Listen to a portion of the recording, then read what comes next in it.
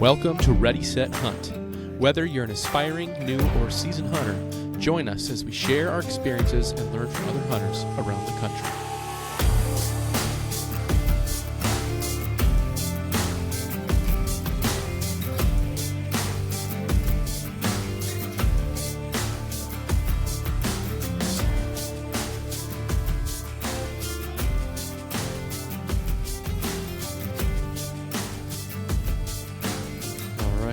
How's it going, everyone? Welcome to episode 24 of the Ready, Set, Hunt podcast. We're doing something a little different today. We did not release a episode last week because, unfortunately, the day that we were planning on recording was actually the day that the Charlie Kirk assassination happened. And so Chris and I decided that maybe it wasn't the best time to record an episode, as we were just kind of, processing what happened and just kind of thinking deeper about life as things like that tend to do. So so we thought in this episode maybe we just kind of touch on that a little bit, some reactions, and jump into how that impacts us as hunters, as men of faith, as just people in general. So anyway, we just wanted to apologize for not being an episode last week for our listeners, but we just really felt it was necessary for us to take some time and process. We just weren't really in the mindset to really talk hunting at that time. So anyway, Chris. Yeah. I mean, it's been a while. We keep getting hit just culturally and from a world standpoint of all that's going on. Israel, Gaza, Palestine, Iran. You see that, I don't know if you saw the genocide happening. Is it Uganda? No, Rwanda again, I think it is. Mm-hmm. Just terrible, terrible stuff going on. And all, it feels like a stream of events since COVID. It feels like the world, and I think everyone would agree, something changed when that happened. And we got George Floyd, and we got, just left and right, thing after thing going on in the country and the world, and elections. And, just more recently, we had Melissa Hortman, one of our state representatives, and her husband, who succumbed to a terrible, violent situation. And then we have the girl on the train. Yeah, in North Carolina. Coast. And even the school shooting essentially in our backyard here in the Twin Cities, which is not, I don't want to say numb to it. And we're inundated is what I'm getting at from the news consistently, constantly. Like, I don't watch the news, Fox and CNN and all. I don't watch those consistently every day because the tone is just not wholesome. Like it's like fear and tragedy. And so that brings us to where we're at now. And last week, it was my birthday, the memorial of September 11th. And there's a lot you could talk about around September 11th that I know people have questions on. But a lot of people, regardless, were impacted in a whole lot of different ways. And I know you and I are truth tellers. We want to tell it how it is. And we want to be honest with people. And, we get to Charlie the day after my birthday. And all the stuff prior to that is obviously equally as important in value. The loss of life is straight line equal, but the significance and what it represents with the assassination of Charlie, a guy that if you continue to look in more and more and watch the long form of his interactions, you will see a heart that is for people, that is there to engage in the most difficult places, probably theologically, so psychology, sociology, historically, spiritually, politically. It is the melting pot of, for sure, our youth, right? Kids coming out of our education systems into essentially higher learning, where we should be the sharpest tacks on the shelf of being question askers, higher learning, processing, and then ultimately what Charlie stood for, which was talking. And he said so eloquently, when you stop talking, bad things happen. When marriages stop talking, bad things happen. When countries stop talking, bad things happen.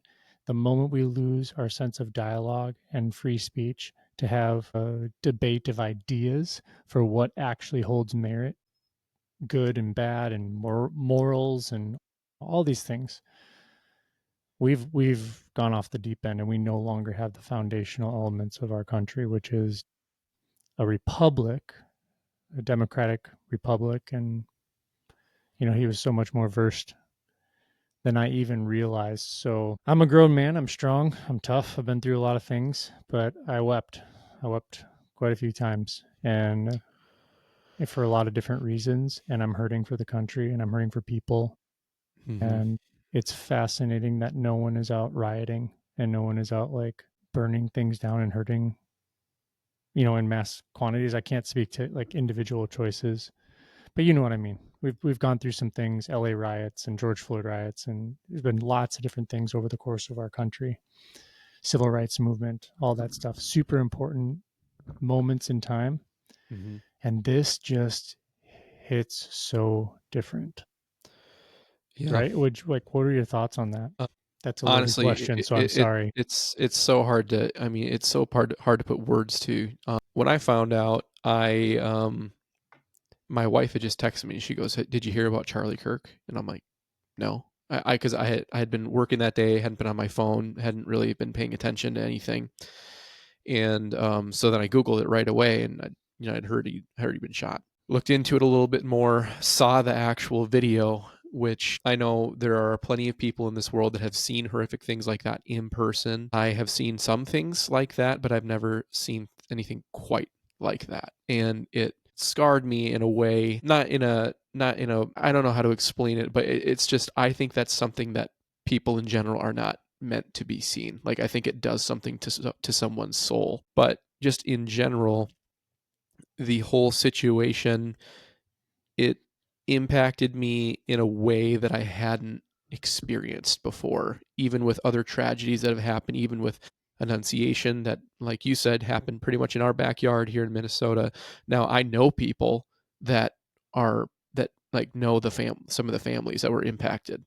And so, and also having young children ourselves around that same age, that was a heavy burden as well. But there was something about Charlie's assassination that just hit different. And I don't know if it was the fact that it was someone, um, I've been a listener of his podcast. In fact, that morning I was listening to his podcast during a drive. And so I don't know if it was the fact that it was someone that I felt somewhat close to, in the fact that, I was a regular listener, or if it was just the fact that it just things like that aren't supposed to happen in this country. And for someone that's so young, and for someone that doesn't hold a political office, not saying that holding political office makes it any more uh, less shocking, but the fact that he was a civilian.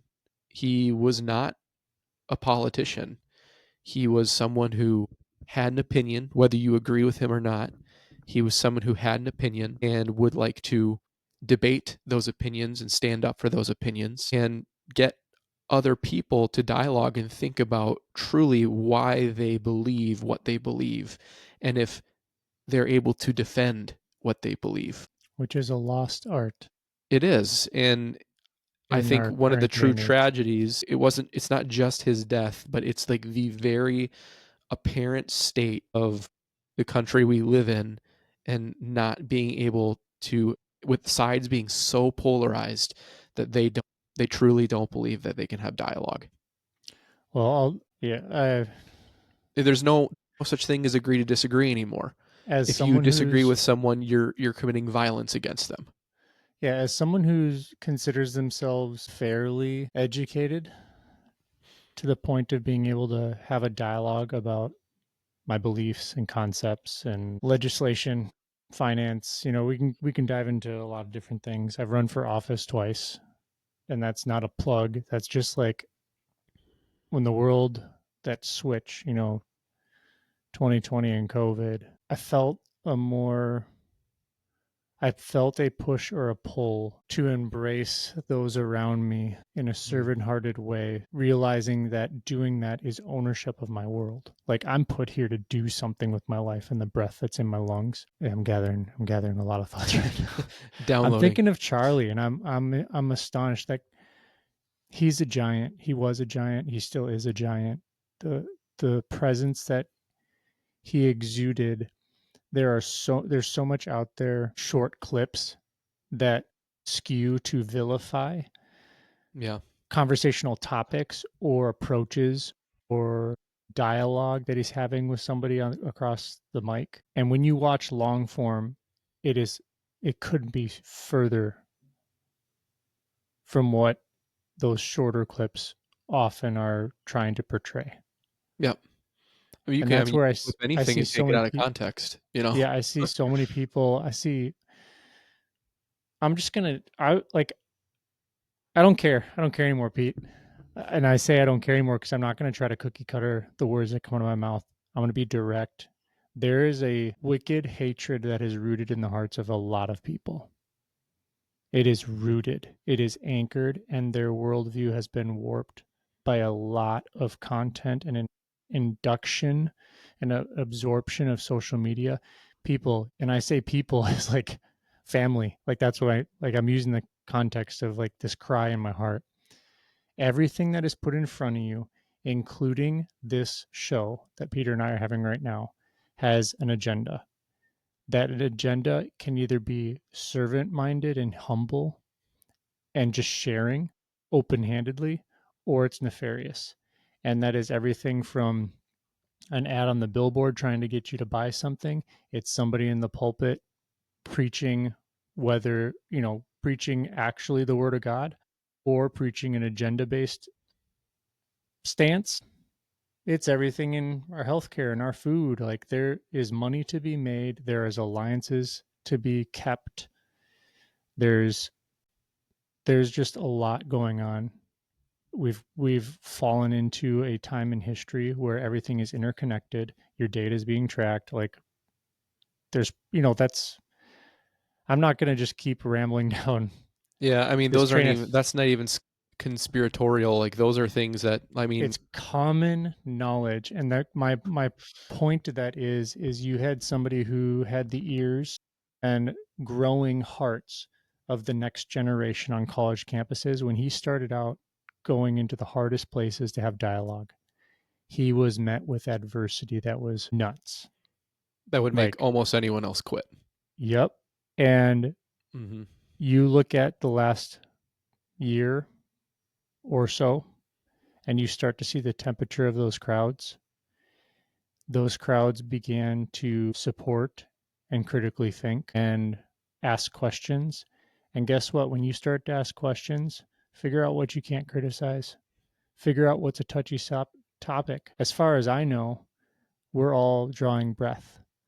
This is our world. Our neighbors mean something, our kids mean something. The work we do with our hands means something. Hunting, conservation, which is what this podcast is about, and putting food on the table means something. And we've touched on a lot of that over episodes. But speaking just as a man, I was rocked so hard. I keep having a couple of these things that I haven't shared anywhere, and I guess why not share it now with you, one of my best friends. Mm-hmm. I keep hearing things like the eyes of the world are upon us. They're watching. They're watching the reactions. They're watching the testimony of a guy named Charlie.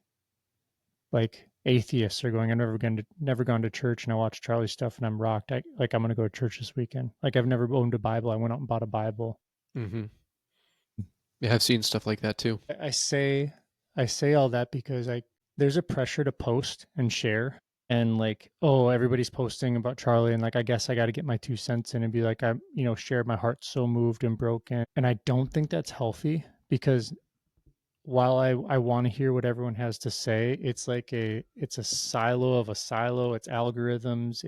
You can get down some. I mean, how many hours a day are people sitting on their phones versus sitting on the side of a mountain with Yeah. no reception? I'm trying to draw this parallel for where we'll get to with this kickoff of the hunting season. It's a whole different climate and temperature and approach, thought process for this space for me. And let me wrap up my thought because I'm talking a little bit, being a little long-winded right now. But I keep hearing in my head, I never knew you, but I felt like I knew you. That's how Charlie feels to me. Mm-hmm.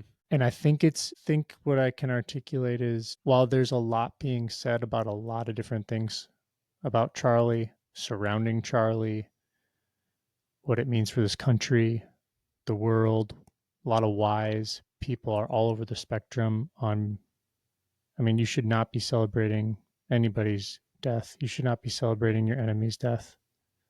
Like, I guess for me, I just see the world as we were once all kids on a playground. I've said that before, but we Yeah. were once like all kids from all walks of life that could just go out and play on the playground and swing. Mm-hmm. And we grow up into these horrible spaces in our head. Very tribalism, So, Yeah, I was having a conversation with my kids the other night, and they were asking me about bad guys, oddly enough. And I mean, and they're little, so they have no concept or no idea of what's going on or what's been going on lately. And so I talked to them, and they said, well, bad guys are bad. Like we need to, take care of bad guys and get rid of bad guys. And I said, well, boys, you need to understand this. I said, did you know that bad guys, they were kids once upon a time just like you? And they're like, really? Like, in a kid's brain, it's like adults have always been adults. They don't think of people as being kids once. They just think all kids are kids forever. And I said, yeah, bad guys, they were a baby at one point too. And they were innocent, and they were just innocent kids. And they said, well, then how did they become bad guys? And I said, well, things happen to people that cause them to make bad choices. And if you continue to make bad choices over and over and over and over again, I guess in some people's minds, you become a bad guy. But I also said, but that's not the way God sees them. God sees every single person as someone made in his image. God sees every single person as someone who's redeemable regardless of what they've done. And my boys' minds are blown by that because they're so used to seeing in their shows there's always a bad guy, then there's a good guy, there's a hero. And it's like we need to stop treating people that do things differently than us or see things differently than us or do things that we perceive bad as just bad people, even if some of the things they've done in terms of in the eyes of our society are irredeemable. Like I think about the guy who allegedly shot Charlie. He's still a child of God. And while I think what he did was terrible and awful and I wouldn't wish on anyone, I still have to pray for him and hope that, they're saying he might receive the death penalty. So pray that he meets Jesus before he goes, and I think that's the problem with things in our country right now is that we are so polarized that we've just been taught to hate those that view things differently than us or have different opinions than us. And I think I said a little bit ago, but it seems like it's culturally acceptable or accepted that if someone disagrees with you, that it's violence against you, and that because someone disagrees with you, they automatically hate you.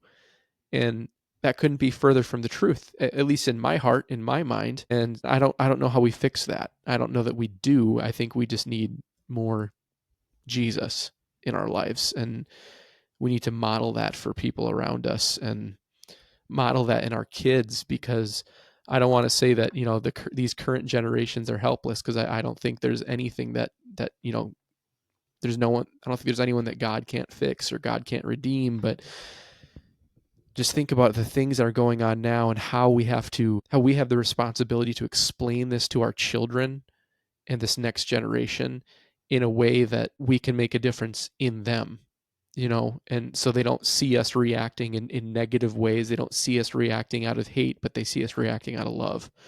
And again, this is a hunting podcast, so I know this is so off topic, but it's also a human problem. Yeah, we're not. I'm not going to sit here and we're I don't out want of to our preach. depth. We're out of our depth, but we're not out of our depth because we're drawing breath just like you who's listening. And Yeah, I think we've said our part here. Again, not that anyone necessarily needed to hear what we had to say, but um, we just wanted to share because it's been very heavy on both of our hearts for the past week ever since this happened. And but now we're going to talk about hunting, which is what we I guess talk I'll about just. here. I guess I'll just. I just plugged in to Google. I was looking for some notable quotes, and let's just bridge this conversation into 2025 kickoff because I kind of was thinking about a title for this episode and I was like finding steady ground in the 2025 hunting season kickoff. Like with everything going on in the world, Mm-hmm. it's important. And these are some of the things that we talk about when we're sitting on the side of a mountain and, you know, have binoculars over our eyeballs all day. Um, but Charlie was quoted saying, if you believe in something, you need to have the courage to fight for those ideas, not run away from them or try and silence them. And I think that's the difference between truth and lies. A lie has to keep lying and implement more lies to cover a lie. It's a perpetual snowball that does not end. And the more you lie, the more it doesn't make sense, and the more Mm-hmm. it smells fishy and smells rotten. And I believe we're out on the side of a mountain. The fingerprints of God are all around us. Man can't build a leaf. Like you can talk to me all day long about planting a seed and talk to me all day long about cloning and all these things, but you can't build an atom, a cell, and Mm-hmm. your DNA strand, like all these things that people think so high and mighty in their research, and they're kind of all they're doing is uncovering, and they're Right. they're realizing how to like, oh, well, I've uncovered this part of the thing, the DNA strand. Oh, I can like access something here. You're not creating. You're discovering something that's already been created. Yep, and then you're messing with it. So like, Mm-hmm. kind of forgot my thought because obviously there's a ton going on in my head. Yeah, Just but talk to people. I walked, yeah, I walked into the store and I have some cool testimony stuff that maybe I'll share at another time. But people are all around. I'll just say people are all around us. I've just been asking people, hey, does anybody need prayer in here? Hey, can I pray for anybody? And it's astonishing how people in grocery stores and truckers getting out of their semis, like some of the stuff I've witnessed, they're they're looking for hope. mm-hmm. And Chuck Colson, who was a part of the Watergate stuff, once said, "Where's the hope? I look around and see a world demoralized by the chaos around us. Where's the hope? The hope is not in who governs us or what legislation's passed or the things that man is doing. The hope is found in Jesus. And you have to ask the question, who's the man on the middle cross? Because that question, if you think yourself so high and mighty, if you earnestly look at that question and look at that guy on the middle cross and research as hard as you can research, I promise you there's only one conclusion. If you earnestly want to find truth, if you Mm-hmm. want to know the truth, if you have an idea that you are trying to prove true, you can find all day long. I can tell you that that cup over there is green and it's not, it's blue. No, but it's green to me. Well, that's nice, but it's blue. You know what I mean? Like Yep. so, yeah. But yeah, last week was I turned 40. Yep. I'm 40 years old. Everything up to this point was research. Now it's time to put stuff into practice. Take what you've learned and apply. Yeah, we thanks for hanging with us, everyone. We got into our kickoff. I went out to Montana or Wyoming. Actually, I did some fishing, Mm-hmm. and that was fantastic. Went out with a bunch of awesome men. Came back and we made our annual trip up north for early teal, Early goose, teal. and dove opener. Yeah. And it was a doozy. It was a dud. I gotta tell you, And you man. made fun of me so much for saying I was going to bat 1,000 this season. Yeah, I was like, man, this was off air after we had after we'd released it. I'm like, man, that is a bold statement. And I said, I hope you didn't just jinx us. And It's not a jinx. It's optimism at its finest, baby. yeah. Um yeah, let's talk a little bit about early teal and what we believed went wrong. Well, everything was going fast. It was strikingly amazing. Early morning, 3 a.m. drive up north, and we get to our spot and put in, and then it was Started off slow. the motor started off real slow. Yeah, for some reason it was I don't know if this is the batteries are bad or what, but the motor was just not drawing much juice, and so we were putting along. I mean, Barely it putting. still worked, but it was very slow. So For that was neither here. context, Peter's fantastic at. He's a fantastic craftsman and machinist. What do I call you? Fabricator. You can just call me an And engineer. we've had our stories of restoring duck boats and some fun stuff, but he found this really fantastic troller, and we had it hooked up to 2 car batteries last year, and it was like, man, it was like we were on one of those high speed ocean transporting cocaine boat type things, the cartels. That Luckily, thing, Trump didn't blast us from the air. no, that thing moved like one of those, it felt Yeah. like. And we got out there this time, and I cranked that thing over to 100, and it went like 1. It went to like 1% of power. Yeah, I was thinking the whole time because Chris was driving. I was like, come on, let's pick it up here. You don't need to be so conservative here. Guys, I'm just taking my time. I'm really enjoying the morning. No, it felt like being behind. Oh, I don't want to say. It felt like being behind someone with a walker, Sure. and they were just, you had no way around them. That's how slow we were going. Mm-hmm. Yeah. Anyways, we got out there, threw our decoys out, set up, had a good amount of duck activity from a mallard standpoint. Some woodies. Didn't have. I mean, I think the action into our setup was brief. We Yeah. only had, I think, like 1 or 2 We had like 2 groups come in. groups, and then maybe a single here or there, but it was not hopping like we Well, would have so hoped. the problem is we had groups come in, but the problem is that wasn't the problem. The big problem was they weren't teal. Well, that I was going to get to that next. I was just saying, like, ducks that we couldn't shoot are landing and coming in, and Mm-hmm. raising your gun. You're like, oh, nope, nope, not teal. And the one group that we pretty stinking confident that they were teal, like pretty stinking confident that they were teal. We totally biffed it. Yep. No We one to biffed it. blame but ourselves. They were coming left to right crossing, and my gun did jam after the first shell. So there's something to be said about that. My Yeah. my Stoker does not like some of those shells. Yeah, I don't know.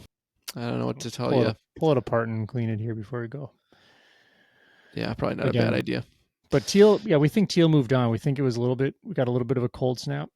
Well, And for yeah, the if you most part, remember in one of our previous episodes, we've been talking about how we had a cold front that came through. It lasted about a week and a half.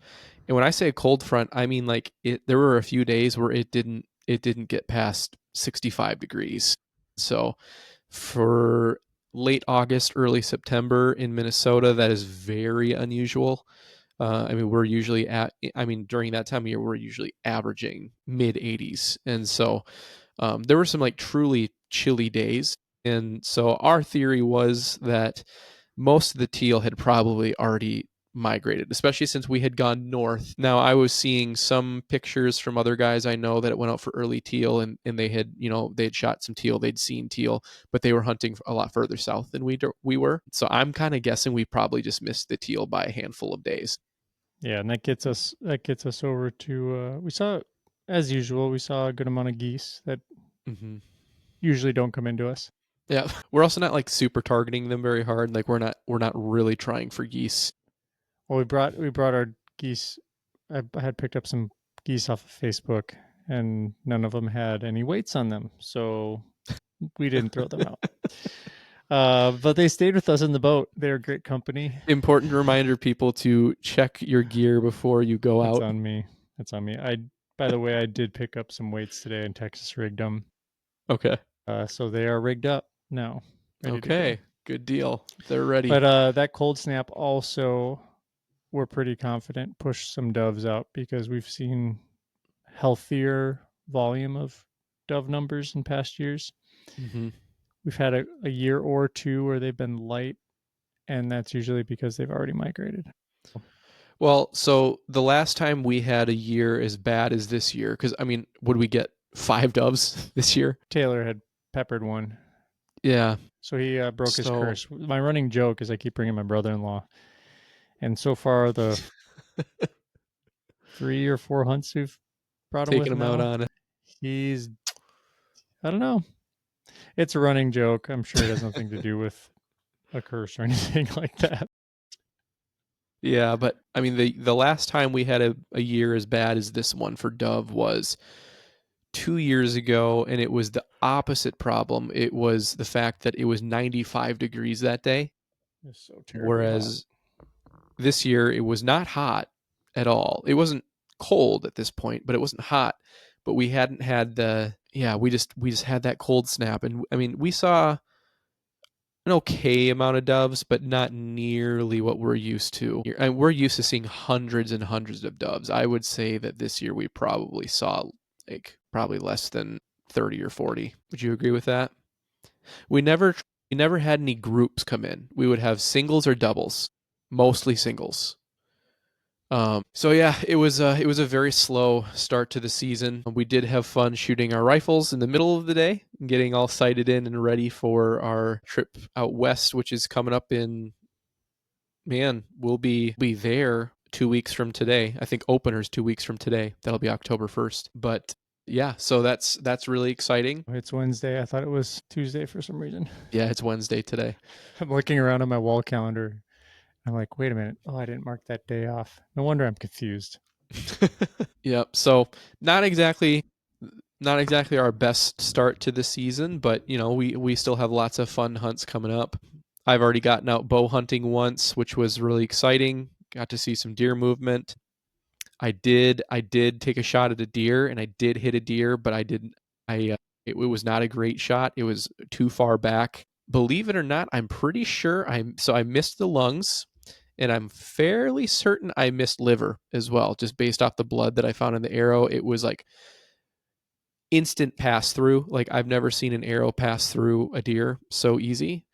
And examining the blood, it wasn't like dark, and it didn't have like dark chunks on it like you'd maybe expect from a liver shot. So I think I may have lucked out and just hit that deer in kind of like an empty pocket of no organs, because the blood trail was not super heavy, especially for using a mechanical broadhead that is a 2-inch cut. I was using the Sever 2.0, and I mean, that usually is devastating and leaves very large blood trails, and there was very little blood on this deer, and it ran for a long ways. So I'm fairly confident that deer is going to survive, and I hope it does. It's never fun to get an animal and not, you know, not get a clean kill on it. And if you hunt long enough, you will experience that.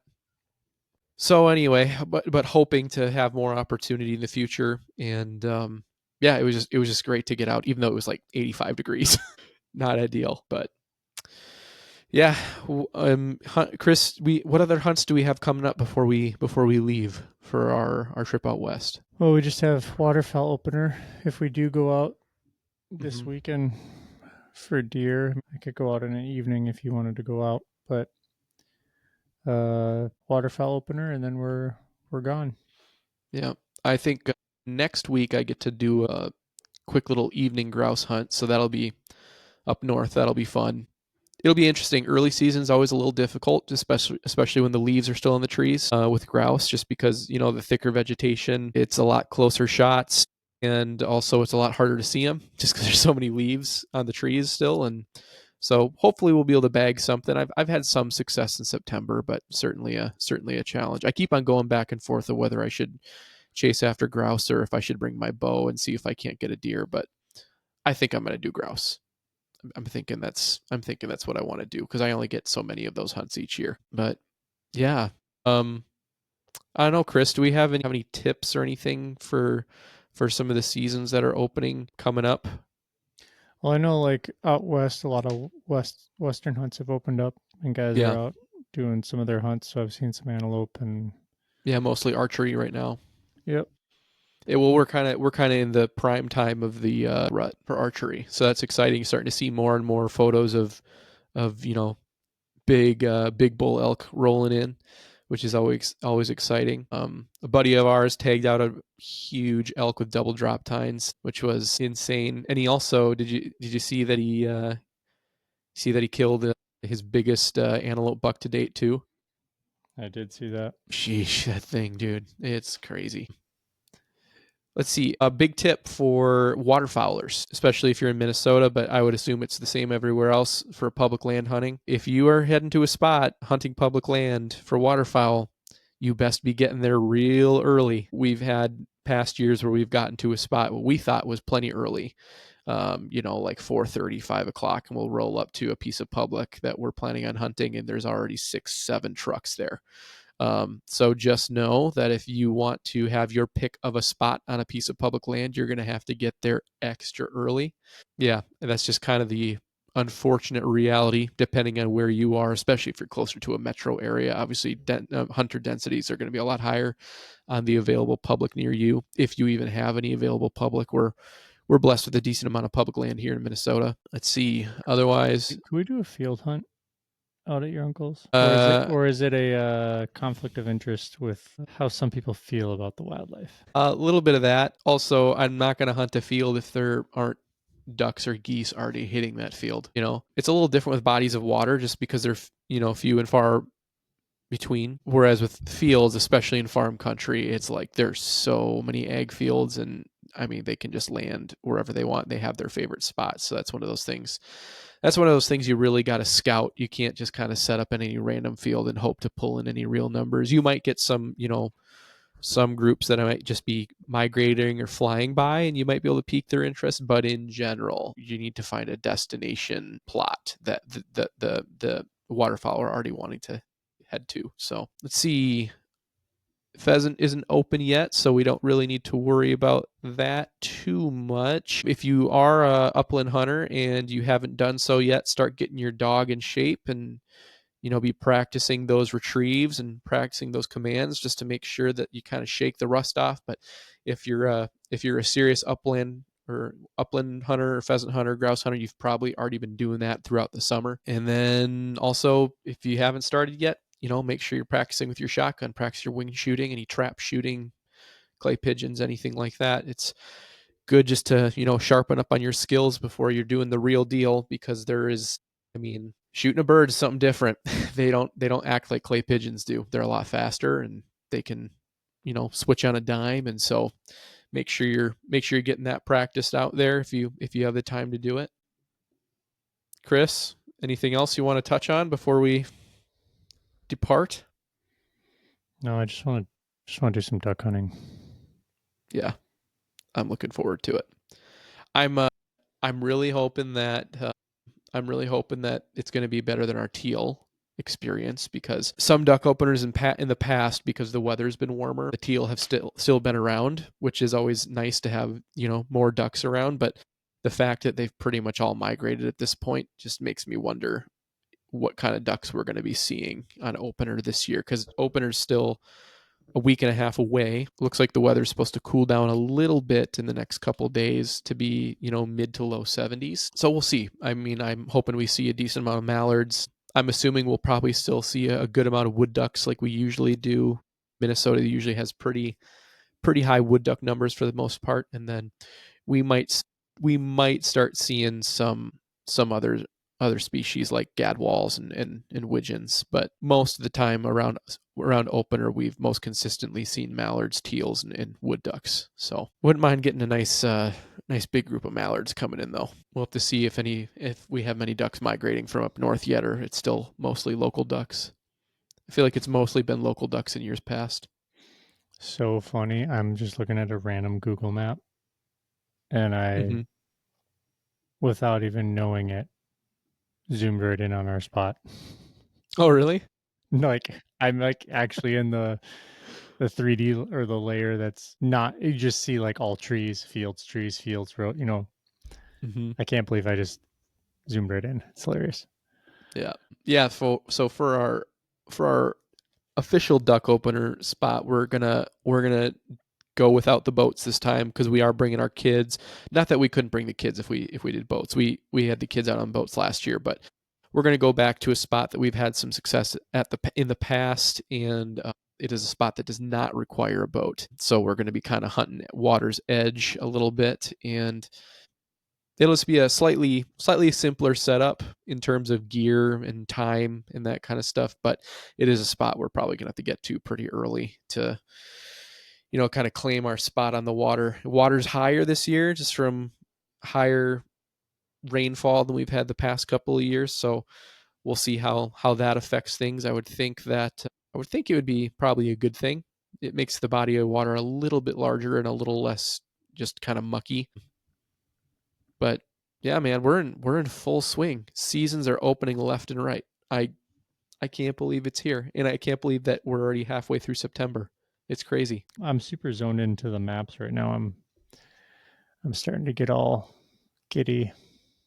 Maps of Minnesota, or are you looking at our spot out west? No, I'm looking at maps in Minnesota for waterfowl. I just want to go throw decoys and sit in the cattails. Yeah, it's that time of year. Anyway, I think we'll wrap it up here, but we just want to kind of circle back to what we started the conversation with. Just want to thank you guys for, listening to that part of the conversation. I know that's not what this podcast is geared towards necessarily, but it's just our true thoughts and, feelings on things that are happening. And I think that in times like this, I think it's important that we have things like hunting to go to as almost an escape, and not an escape from the realities of the world, because those are going to be there regardless of whether you're hunting, sitting in a duck blind, sitting on a mountainside.